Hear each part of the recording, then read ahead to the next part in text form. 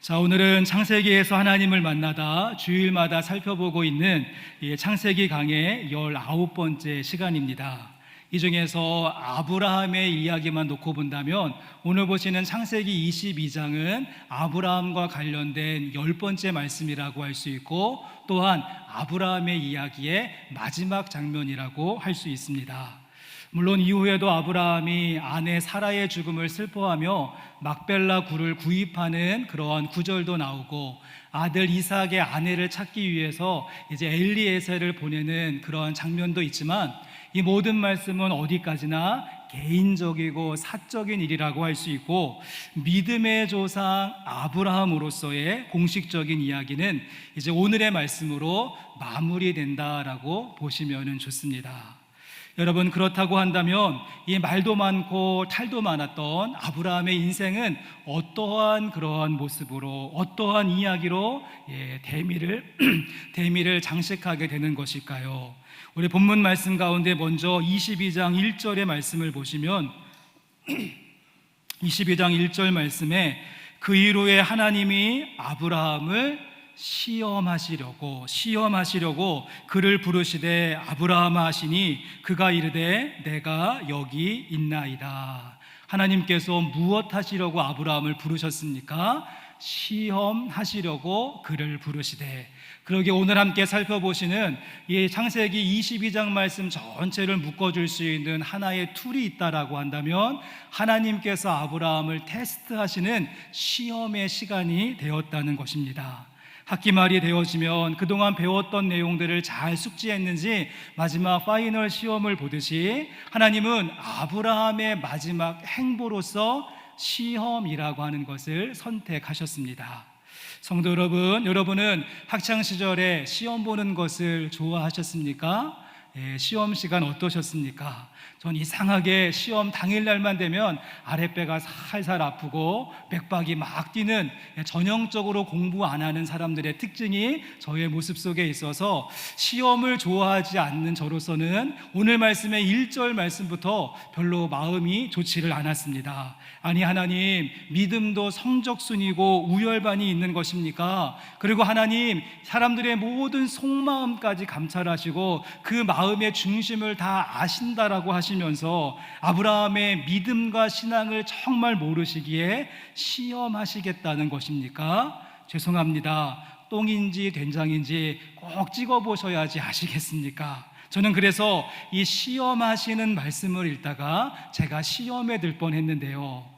여러분, 하지만 오늘 본문의 말씀은 우리에게 시험 들라고 주신 말씀이 아니죠. 하나님께서 지금 시험이라고 하는 카드를 꺼내신 이유는 아브라함의 점수가 궁금하셨기 때문이 아니라, 이번 과정을 통하여서 지금까지 아브라함의 인생과 삶을 정리하며 그가 실제로 어떠한 믿음과 신앙을 가졌었는지 드러내고 확증해 주시는 시간이 되었다는 것입니다.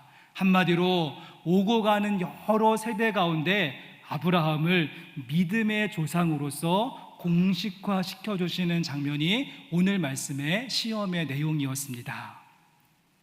이런 의미에서 믿음장으로 불려지는 히브리서 11장 17절 말씀을 참고해 보시면 믿음장은 이야기합니다. 아브라함은 시험을 받을 때에 믿음으로 이삭을 드렸으니 그는 약속들을 받은 자로되 그 외아들을 드렸느니라. 그러기에 오늘의 본문의 말씀의 사건은 아브라함의 인생이야말로 믿음의 삶이었고 믿음의 여정이었다는 사실을 드러내주고 확증시켜주는 시험이라고 말할 수 있는 것입니다. 성도 여러분, 그렇다고 한다면 하나님께서 아브라함을 시험하셨는데, 그렇다면 시험하신 내용이 무엇인지 궁금하지 않으십니까? 그 다음에 이어지는 22장 2절 말씀을 같이 한번 읽어보시면서 시험의 내용이 무엇이었는지 2절 말씀 함께 읽습니다. 여호와께서 이르시되 내 아들 내 사랑하는 독자 이삭을 데리고 모리아 땅으로 가서 내가 내게 일러준 한 산 거기서 그를 번제로 드리라. 여러분, 잘 아시는 내용이죠. 저는 하나님께서 아브라함의 인생 전체 가운데 늘 요구하시고 그리고 줄기차게 기대하셨던 것이 바로 이 순종하는 믿음이었다라고 생각합니다. 오늘 본문 말씀이 아브라함의 공식적인 행보의 마지막이라고 말씀드렸는데, 아브라함의 인생은요, 순종의 믿음으로 시작하여서 순종의 믿음으로 마무리되어지는 삶이라고 정의할 수 있을 것입니다. 무슨 말인가 하면, 아브라함이 처음으로 하나님께 부름을 받는 장면과 말씀을 보시고 오늘 말씀 마지막 부분의 아브라함의 모습을 보시면 공통점이 있다는 것이죠. 창세기 12장 1절 말씀과 오늘 보신 22장 2절 말씀을 한번 비교해서 보시면, 먼저 12장 1절의 말씀은 아브라함이 처음으로 하나님께 부름받을 때 하나님께서 말씀하셨습니다. 여호와께서 아브라함에게 이르시되 너는 너의 고향과 친척과 아버지의 집을 떠나 내가 내게 보여줄 땅으로 어떻습니까? 가라 말씀하시죠. 내가 내게 보여줄 땅으로 가라. 이 가라라고 하는 명령에 순종함이 아브라함의 첫 번째 사건이었다라고 한다면, 오늘 말씀이 이제 아브라함의 인생 마지막 끝자락에 와서는 22장 2절의 말씀, 여호와께서 이르시되 내 아들 내 사랑하는 독자 이삭을 데리고 모리아 땅으로 가서, 동일하게 말씀하시면서 또 한 번 가라의 명령을 내리고 있다는 것입니다. 하지만 이 처음 순종과 마지막 순종은요, 공통점만 있을 뿐만 아니라 또 한 가지 극명한 차이점도 존재합니다. 두 말씀 모두 가라에 대한 순종을 요구하지만 그 가라의 의미에 차이가 있고 깊이가 다르며 단계가 다르다고 말할 수가 있습니다. 무슨 말인가 하면, 아브라함이 그 초보 시절의 순종의 모습, 12장 1절 말씀의 순종은 내가 내게 지시할 땅으로 가라. 그러면 그 땅을 너에게 주고 많은 민족을 이루게 할 것이며 너는 복의 근원이 될 것이다. 한마디로 이야기해서 이 아브라함에게 많은 것이 주어지는 플러스가 담겨져 있는 약속의 순종의 모습이지 않습니까? 그런데 오늘의 말씀, 이 아브라함의 인생의 끝자락에서 다시 한번 요구되어지는 순종은 모리아 산으로 가라. 그리고 거기에서 가장 사랑하는 독자 아들 이삭을 하나님께 번제로 드리는 순종, 곧 이 말씀에 순종하면 빼앗기고 잃어버리고 상실하게 되어지는 마이너스 순종을 말씀하셨다는 것입니다. 저는 그래서 오늘의 말씀을 묵상하면서 우리가 늘 하나님 앞에 내가 하나님의 말씀에 순종하는 자가 되겠습니다 다짐하는데요, 그 순종에도 차원이 다르고 급이 있으며 단계가 다른 것을 깨닫게 되어졌습니다. 순종하라, 그리하면 땅과 자손들은 물론이고 복의 복을 부어주시겠다, 이렇게 베네핏이 보장되어져 있고 성공이 약속되어져 있는 그러한 순종은 여러분 누가 못하겠습니까? 요즘 삼전과 그 하이닉스 주가가 최고의 우량주라고 하는데, 이렇게 확실한 종목에 투자하는 것, 우리가 투자금만 있다라고 한다면 얼마든지 할 수 있는 그런 일이 될 것입니다. 그런데 하나님은 아브라함의 순종하는 믿음이 그냥 늘 같은 자리에서만 멈맴도는 그런 덧셈의 순종이 아니라 너의 전부라고 할 수 있는 사랑하는 독자 이삭을 바칠 수 있는 뺄셈의 순종의 자리에도 나갈 수 있겠는가? 그것을 시험하시는 말씀이 오늘 말씀의 내용입니다. 함께 예배하는 성도 여러분, 바라기는 저와 여러분의 순종의 모습도 창세기 12장에서 창세기 22장의 순종으로 더 깊어지고 더 온전해지는 순종의 성숙함이 있으시기를 바랍니다. 여러분 잘 아시는 대로 우리 하나님은요, 아버지 아브라함이 아들 이삭을 끔찍이 사랑하고 그 아낀다고 해서 그거 질투가 나시고 화가 나셔서 아들 확 뺏어 가시고, 약속하셨던 것들 주셨다가 도로 가져가시고 주셨다가 도로 가져가시는 이렇게 밀당하시는 고약하신 분이 아니십니다. 하나님은 이삭을 빼앗아 가실 의도가 없으셨습니다. 그 대신 아브라함을 시험하시려고, 아브라함을 믿음의 반열에 세우시기 위한 테스트였다는 사실을 기억하시면서 우리의 모습도 1차 방정식과 같은 그 초보적인 순종의 자리에서만 뱅뱅 맴도는 그런 순종의 모습이 아니라 고차 방정식과 같은 어려운 시험도 넉넉히 통과할 수 있는 단단하고 무르익은 순종의 성숙함을 나타내실 수 있는 우리 영생교회 성도님들 되실 수 있기를 주님의 이름으로 간절히 원합니다. 성도 여러분, 그렇다고 한다면 우리가 어떻게 할 때 저와 여러분의 성숙함의 진보를 나타낼 수 있는 것일까요? 우리도 역시 아브라함처럼 순종으로 시작하여 순종으로 맞춰지는 믿음의 여정을 걷되 마지막 순간 가장 완성도 높고 순도 높은 순종으로 하나님의 그 시험을 통과할 수 있는 방법은 무엇인가? 전 이 질문에 대한 답변으로서 우리 함께 예배하는 모든 성도님들이 마음속에 오늘 본문 말씀 가운데서 아브라함이 외치고 선포하고 있는 전 두 마디의 외침과 선포를 우리의 마음속에 깊이 새길 수 있었으면 좋겠습니다. 아브라함이 참으로 어려운 순종의 자리였습니다. 그럼에도 불구하고 그 어려운 자리에서 고난이도의 순종을 이루기 위해서 선포했던 말씀이 있는데요, 우리 그 중에 먼저 첫 번째는 8절 말씀 속에 담겨져 있습니다. 우리 본문 말씀 8절의 말씀 같이 읽어보시죠. 아브라함이 이르되 내 아들아, 번제할 어린 양은 하나님이 자기를 위하여 친히 준비하시리라 하고 두 사람이 함께 나아가서, 지금 아브라함은요 흔들리는 본인의 마음을 다시 한번 붙잡아내며 선포합니다. 하나님이 친히 준비하시리라, 하나님께서 친히 준비하실 것입니다 라고 하는 믿음의 선포를 담대하게 외치고 있습니다. 여러분, 지금 내가 머릿속으로 무엇인가를 열심히 연구하고 계획하고 준비하고 있고, 내가 정말 이렇게 했으면 좋겠다라고 내가 계획하는 것이 있는데, 때마침 하나님이 찌찌뽕으로 내가 지금 준비하고 계획하고 바라고 있는 것을 행하라라고 명령을 내리신다면 그것에 순종하는 것은 너무도 쉬운 일이 될 것입니다.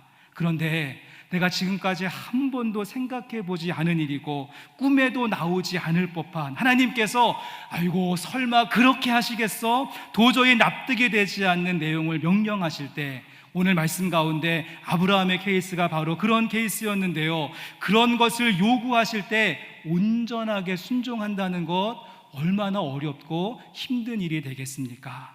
그러기에 우리는 이처럼 수용하기 어려운 하나님의 말씀 앞에 섰을 때 나의 개인적인 소견을 내려놓고 하나님이 친히 준비하시리라, 하나님께서 친히 준비하실 줄로 믿습니다. 아브라함처럼 선포할 수 있어야 합니다.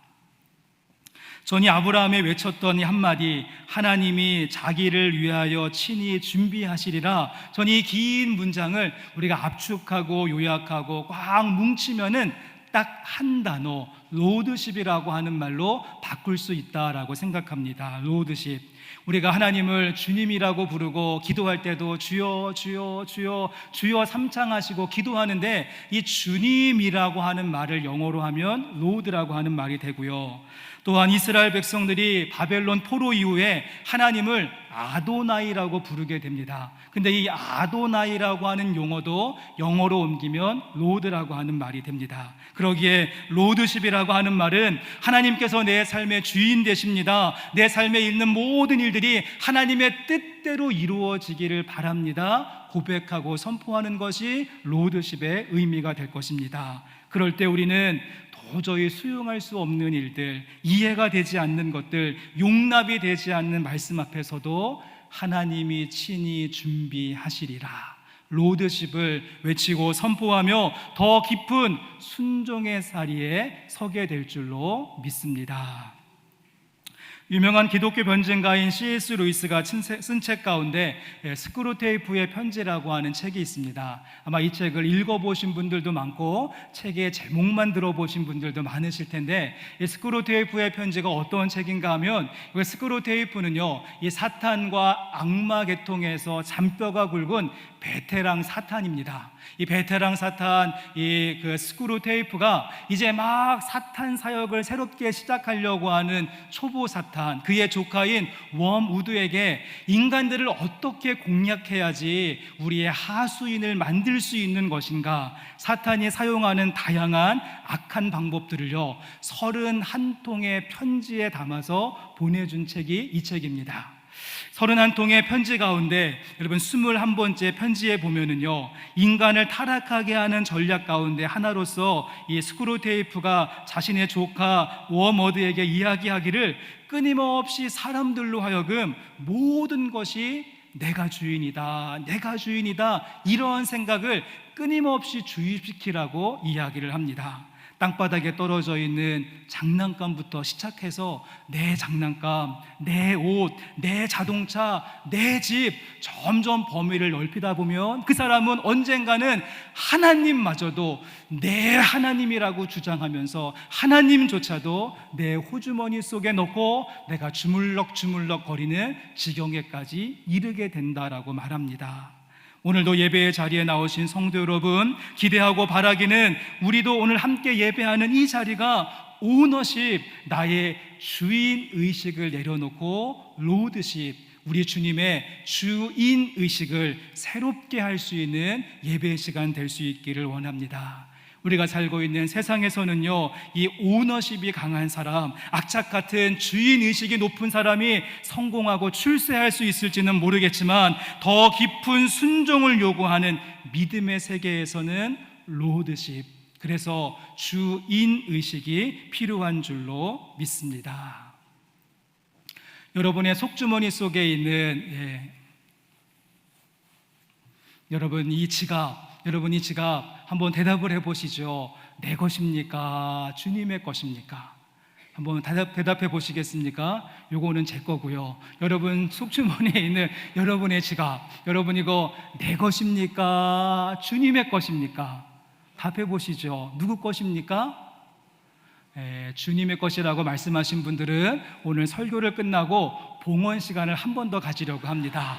헌금파 우리가 지나갈 때 그냥 아낌없이 그냥 지갑 전체를 넣어주시면은 여러분들의 표정이 별로 좋지 않은 것 같은데, 오늘 대표 기도하셨던 장로님이 기도할 때 이 나라와 민족과 열방과 이 땅의 모든 것 하나님의 것입니다, 주님의 것입니다, 기도하면 우리는 거침없이 아멘으로 화답합니다. 왜요? 내 것이 아니니까요. 그런데 이 지갑 하나님의 것입니다 기도한다면 우리는 그 소리가 작아지고 하나님 노맨이라고 답하지 않을까요? 우리 대한민국의 조국의 많은 젊은이들이 일어나서 평생 하나님을 위해서 헌신하는 선교사가 구름같이 일어나게 하옵소서. 우린 다시 한번 거침없이 아멘으로 화답할 것입니다. 왜냐하면 내 새끼는 아니니까요.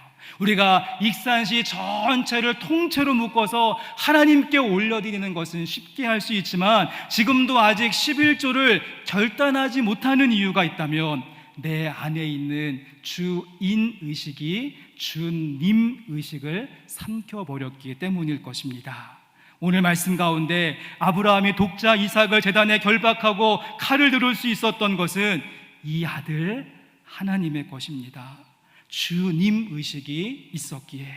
주신이도 하나님이시요 거두시는 이도 하나님이십니다. 비록 하나님의 뜻이 무엇인지 알 수 없고 정말 하나님의 그 말씀 받아들이기 어려운 이야기이지만, 내 아들, 나의 아들이라고 하는 주인 의식을 내려놓고 하나님의 아들입니다, 주님 의식을 고백하게 될 때 하나님께서 친히 준비하실 것입니다. 담대한 믿음의 결단을 할 수 있었습니다.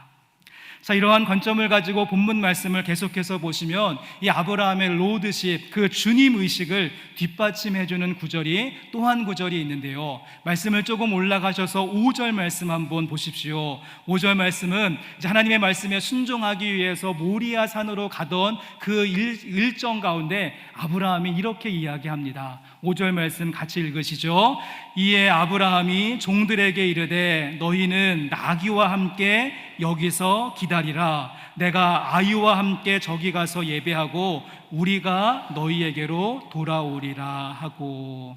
이들이 처음 출발할 때는 아버지 아브라함, 아들 이삭, 그리고 2명의 종 4명이 함께 길을 떠났습니다. 그런 다음에 이제 거의 모리아 땅 근처에 왔을 때는 아브라함이 종 2명에게 너희는 나귀와 함께 여기에 머물러 있으라 라고 말한 다음에 그 다음에 아주 의미심장한 한마디를 하는데요, 다시 한 번만 5절 말씀 보십시오. 이제 아브라함이 종들에게 이르되 너희는 나귀와 함께 여기서 기다리라. 내가 아이와 함께 저기 가서 예배하고 그 다음 무엇이라고 말합니까?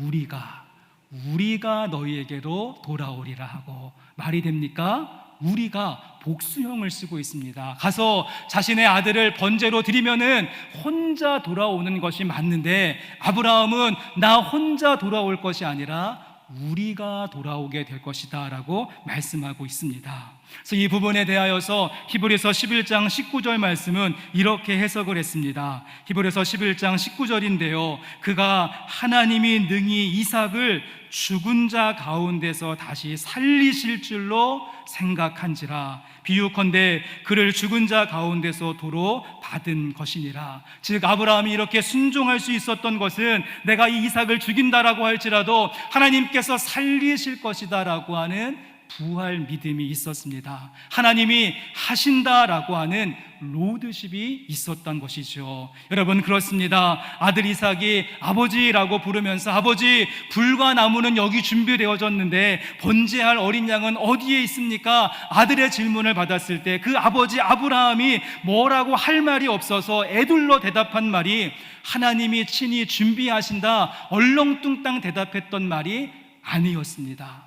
아브라함은 처음부터 끝까지 순종함으로 반응하되 정말 하나님께서 친히 준비하실 것이다 라고 하는 주님 의식으로 확고했다는 사실입니다.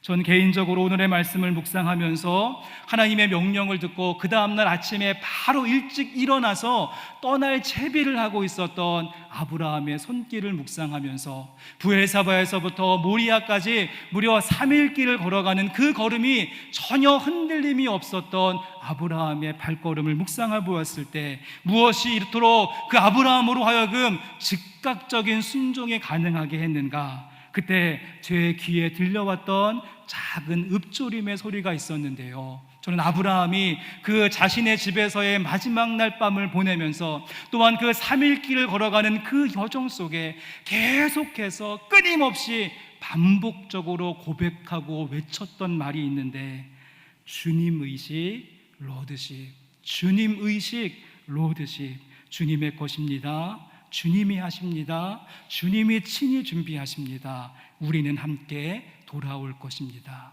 되뇌이고 또 되뇌이지 않았을까요? 함께 예배하는 성도 여러분, 허락하시는 새로운 한 주의 삶 속에서 여러분의 가정, 여러분의 일터, 여러분의 삶터에서 무엇인가를 매만지실 때마다, 어딘가 잃을 때마다, 어떠한 사안 앞에 마주설 때마다 하나님이 친히 준비하십니다. 주인 의식을 내려놓고 주님 의식으로 바꾸어가며 더 깊은 순종을 드릴 수 있는 우리 영생교회 성도님들 되실 수 있기를 주님의 이름으로 간절히 축복합니다. 여러분, 그런가 하면 이 창세기 22장 말씀 가운데 아브라함이 온전하고 더 깊은 헌신이 가능할 수 있도록 외치고 선포했던 또 하나의 중요한 구절, 우리들의 마음속에 담기를 원하는데요, 또 한 구절은 13절과 14절 말씀에 담겨져 있습니다. 우리 말씀도 같이 읽겠습니다. 아브라함이 눈을 들어 살펴본즉 한 순양이 뒤에 있는데 뿔이 숯불에 걸려 있는지라. 아브라함이 가서 그 순양을 가져다가 아들을 대신하여 번제로 드렸더라. 아브라함이 그 땅 이름을 여호와 이레라 하였으므로 오늘날까지 사람들이 이르기를 여호와의 산에서 준비되리라 하더라. 또 한마디의 외침은 무엇입니까? 여러분, 지금 이 아브라함이 하나님의 놀라운 은혜를 경험하고 난 다음에 그곳에 이름을 지었는데요, 여호와 이레, 여호와 이레, 그 땅의 이름이, 그 산의 이름이 하나님께서 준비하신다라고 하는 여호와 이레의 외침을 감격스럽게 말하고 있습니다. 여러분, 그렇다면 오늘 아브라함이 고백하고 말하고 있는 이 여호와 이레라고 하는 말의 의미와 뜻은 무엇일까요? 여호와 이레는 히브리어임에도 불구하고 우리 많은 분들이 알고 있고 정말 실생활에서도 많이 사용하는 용어가 여호와 이레라고 하는 말이지 않습니까? 제가 몇 가지 한번 예를 들어본다면, 내가 무거운 짐을 들고서는 이제 버스를 탔는데 때마침 딱 빈자리가 하나만 딱 남아있을 때 뭐라고 합니까? 할렐루야 여호와 이레, 그러면서 잽싸게 뛰어가서 그 자리에 이제 앉게 되어지죠. 오랜만에 점심 식사를 위해서 국밥집에 갔는데 때마침 오늘 기도하신 우리 현 장로님이 거기에 딱 계시면서 영생교회 성도님인 것을 알고, 우리 또 장로님은 그냥 가지 않으시거든요. 또 이렇게 모든 페이 다 했을 때 여호와 이레를 이야기하고, 오랜만에 책을 딱 폈는데 오래전에 숨겨놓았던 비상금 5만 원이 거기에 딱 들어있으면 아싸 여호와 이레를 외치지 않습니까? 물론 이런 의미로서의 여호와 이레의 모습도 있지만, 사실 오늘 창세기 22장 14절 말씀이 말해주고 싶었던 진짜 여호와의 이레는요, 그런 수준 낮은 횡재나 럭키한 케이스로서의 여호와 이레가 아니라 오늘 말씀의 여호와 이레에는요, 구속사적인 의미가 담겨져 있습니다.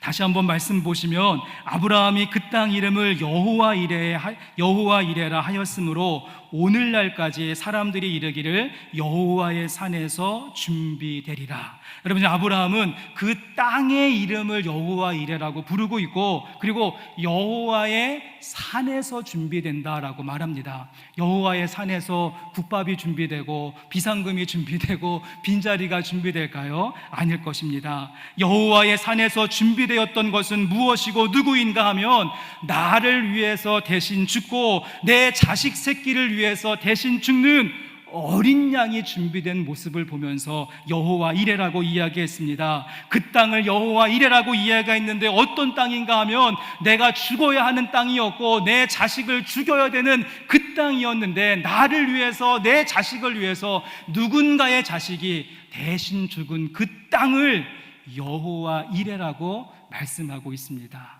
그러기에 여호와 이레의 궁극적인 의미는 하나님께서 준비하시고 예비하시고 앞으로 행하실 예수 그리스도에 대한 말씀이 되는 것입니다.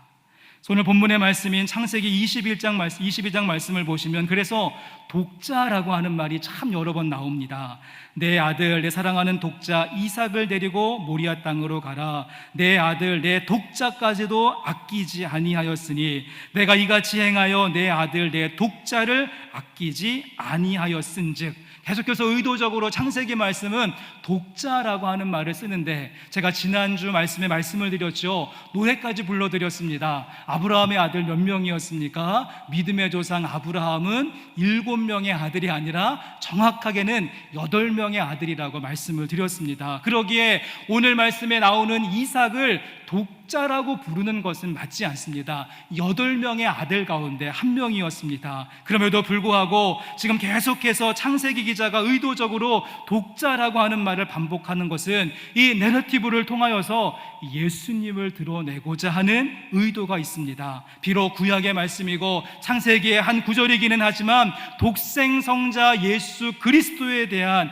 그 그림자로서 이삭에게 독자라고 하는 호칭을 붙이고 있습니다. 그뿐만이 아닙니다. 이러한 관점을 가지고 창세기 22장 말씀을 보시면, 예수님을 예표하는, 앞으로 이제 이 땅 가운데 오시고 하나님께서 준비하고 계시는 예수 그리스도를 나타내는 타이폴로지와 같은 말씀이 여러 구절 속에 등장을 합니다. 이삭을 바치라고 했었던 땅이 모리아 땅인데, 이 모리아 땅이 나중에 예루살렘 땅이 됩니다. 그러기에 이 모리아 땅 가운데 아브라함과 이삭이 올라갔던 그 산을 예수님께서 십자가를 세우셨던 골고다 언덕이 아니었을까 묵상해 볼 수 있는 것이고요. 나무를 어깨에 무겁게 지고 올라가는 그 아들 이삭의 모습 속에서는 자신의 십자가를 지고 골고다 언덕을 오르셨던 아들 예수님의 모습이 묵상되어집니다. 그리고 수풀에 뿔이 걸렸던 순양을 보면서는 가시관을 쓰신 어린 양 예수님의 모습이 떠오르는 것이고, 아버지의 칼을 뿌리치지 않고 제단에 누워 있었던 그 이삭의 모습 속에서는 끝까지 십자가를 참으셨던 주 예수 그리스도의 눈물을 함께 볼 수 있습니다.